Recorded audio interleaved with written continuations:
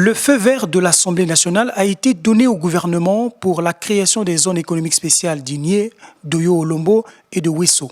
3 grands espaces d'activité qui permettront d'attirer les investisseurs susceptibles de créer les emplois et de contribuer à la redynamisation de l'économie nationale. Néanmoins, certains députés se sont interrogés sur le financement de ces zones économiques. Pourquoi aujourd'hui nous voulons développer des zones économiques spéciales et nous ne profiterions pas du cadre de la loi pour imposer à nos banques de financer l'économie congolaise? Parce qu'en réalité, au sein de toutes ces banques, c'est l'épargne des Congolais qui s'y trouve. Nous nous retrouvons dans une zone économique spéciale.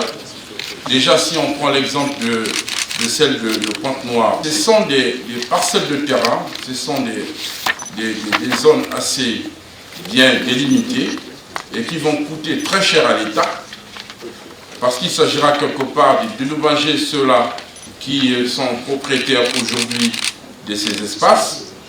Et voyez-vous que ces espaces soient dédiés encore à l'agriculture. Alors que nous avons dans notre pays d'autres espaces qui peuvent servir à l'agriculture.